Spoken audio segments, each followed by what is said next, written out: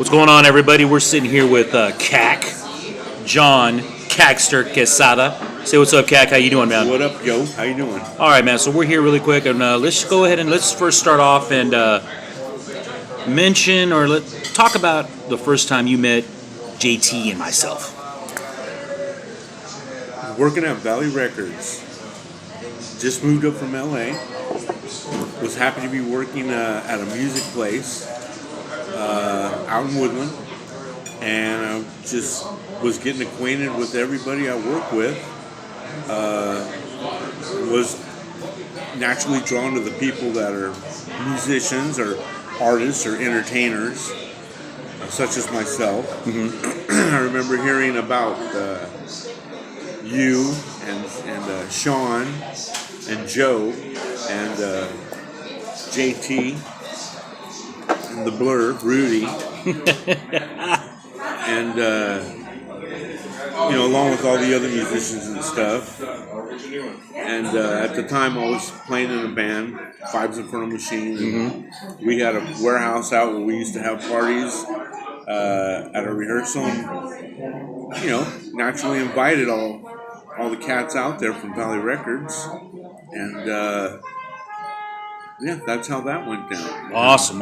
Yeah, we do remember that very distinctively. It's a very big part of our upbringing as far as musicianship is concerned, man, because you guys showed us some shit. It was cool. Yeah, we were just doing our thing. Yeah, definitely. So, also talk about the first time you met Ken. How was that? Well, I was playing in a band out of Davis, and we kind of had a little falling out with some of the members, and the guy I was living with, Bill, he took off to San Francisco and told me to find us some new band members. And I remember looking, I don't even know what the source was, because there was no Craigslist then. But I remember looking at, it was News and Review. Okay. And I found an ad that said, looking for either a singer or a drummer. And the band that posted this was Fives, and they said they were a cross between Black Sabbath and Jane's Addiction. Oh, wow. Okay. And I was like, what the heck? I at least got to check this out. Right. So I went to that warehouse out in North Highlands, and I walked in, and there was Ken and Tom and Chris.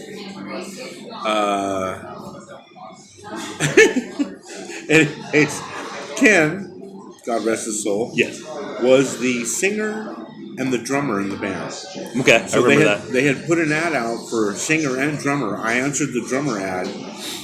So whoever they found, singer or drummer, Ken would just do the other position. Right, okay, gotcha. So anyways, they played a couple songs for me, asked me if I was interested, if I could get with it. I hopped up on Ken's drum set and played the songs, and they liked it, and it was different for me, different type of music that I was playing with. That you're accustomed to, right? Okay. Anyway, so they asked me if I would play. They said that they had a show in 10 days at the Cattle Club. Whoa. Okay. And if I could learn 11 songs in 10 days. 10 days. Oh, yeah. Shit. Okay. So I said, hell yeah, I'll do it. They were opening up for a band called Mary's Danish that had just, like a week before, opened up for Jane's Addiction out at Cal Expo. Okay. So basically that's how I ended up meeting Ken, was answering an ad. Nice. Okay, so you mentioned the North Highlands warehouse and the practice area. So really quick, speak on the parties and whatnot that used to go down over at that spot. Yeah, it was over on Watt and I in North Highlands. Right. Really big warehouse. And there was a stage built in there. And basically there were, it was in a complex with the other warehouses and other bands. And the Puss Cavern, that's where they started. Okay. But man, we used to get away with murder at that place. We would rehearse there. And the place was big enough that we could hold shows / parties there. Yeah. And man, everybody back in the day, in the early '90s, Mm-hmm. it was a good time. Oh, You yeah. know, we used to go out there and we we'd pack that place with damn near 100 people in Exactly. this place. I remember that. Packed like sardines. Oh, yeah. There was one time that the cops rolled up, and somebody who was outside came in and said, "Hey, the cops rolled up."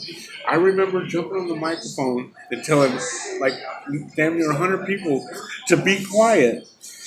And everybody, we turned off everything. Everyone was quiet because the cops came. The cops were knocking on the door, and nobody said nothing. And they knocked again. Yeah. Next thing you know, they left. And it was amazing that many people at a party could be quiet, and so that the cops thought that there was nobody inside the place. Oh, wow. Yeah. But we had awesome times there. Yeah, great times, man. I remember some of those over there, man. It was fucking awesome. All right, so then, so getting back to when we first met, Five's Infernal Machine and stuff. Then we started picking your guys' brain as far as like getting music together and performing with you guys on stage. So let's talk about the recording time that we had at Air Harmonics, man. So talk about that a little bit. Well, I remember, yes. I think at that time, you had mentioned Public Enemy and Anthrax At that time, yeah, were they came out with collaborating, right. and because of our love for all different types of music, and we had seen you guys rap, Right. we thought, and we all thought collectively, maybe we should do something, Right. in our way. Right. We had a couple of songs that you guys had heard and liked, but there was one in particular, in this together. Yes. And we were so comfortable in playing with each other, Five's Infernal Machine, that we could extend some sections, or even let Ken drop off a section so that you would be able to rap in it, and it fell together Right. really, really easily, real Right. simple. Right. It all fell into place. Yeah, effortlessly. Exactly. So we did that, and then I remember the Cattle Club show. Yeah. And we ended up. It fell together so good and sounded so good that we thought, hey, let's collaborate on a song, which was. We haven't talked about 40 Ounce Bong. 40 Ounce Bong, right, exactly. So we, back then, it was just so effortless. Yeah. We play and everything just came out perfect. And we ended up. It was almost like we had already been playing with each other for so long. Right, exactly. So we ended up going and recording it at the old Inharmonic studio in downtown Sac. Eric Broyhill engineered it. We had a great time. The old studio, there was a basketball court there and a skateboard ramp, and we just had a great time, and that's why I'm here with you right now, because I brought you those recordings on the Yes, you did. Thank you. Yeah. And so those Cattle Club days, man, can you remember the bands that were, or a few of the bands that were on the lineup, on the flyer when we did those appearances or guest appearances with you guys? I know Deftones. We played with them a lot. They may have been on that bill.